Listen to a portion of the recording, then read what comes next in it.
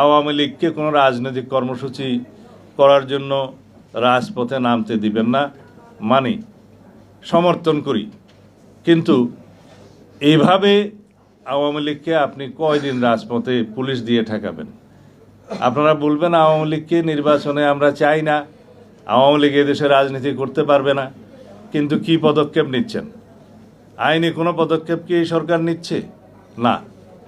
আমরা বলেছিলাম সংবিধানের 47 অনুচ্ছেদ অনুসারে রাজনৈতিক সংগঠন হিসেবে আওয়ামী লীগের বিরুদ্ধে গণহত্যা এবং মানবতা বিরোধী অপরাধের জন্য বিচারের ব্যবস্থা করা হোক এবং সেই নিরিখে সংশ্লিষ্ট আইন, আন্তর্জাতিক অপরাধ আদালতের আইন সংশোধন করার আমরা দাবি জানিয়েছিলাম, এদেশের মানুষ দাবি জানিয়েছিল। এই সরকার অধ্যাদেশ এবং আইন সংশোধনের জন্য পদক্ষেপ নিয়েছিলেন, হঠাৎ করে তারা ক্যাবিনেট মিটিংয়ে সিদ্ধান্ত নিলেন এটা করা যাবে না। কেন?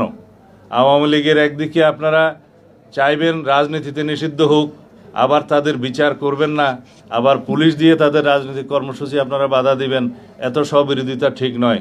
আমরা পরিষ্কার করে বলতে চাই, বাংলাদেশের মানুষ গণ অভ্যুত্থানের মধ্য দিয়ে, ছাত্র জনতার বৈপ্লবিক গণ অভ্যুত্থানের মধ্য দিয়ে এদেশের মানুষ আওয়ামী লীগকে প্রত্যাখ্যান করেছে, আওয়ামী ফ্যাসিবাদের রাজনীতিকে প্রত্যাখ্যান করেছে, তাদেরকে বিতাড়ন করেছে।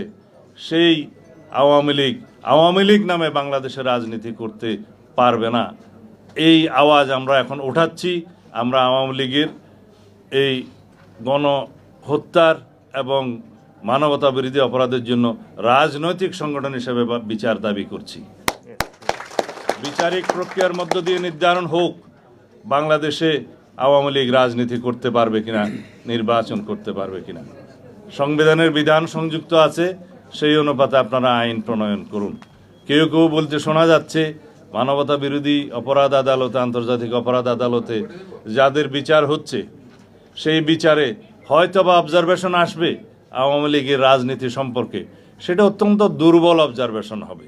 তখনও আপনাদেরকে প্রশাসনিক আদেশ দিতে হবে, তখনও আপনাদেরকে আইন প্রণয়ন করতে হবে সেই অবজারভেশনের নিরিখে।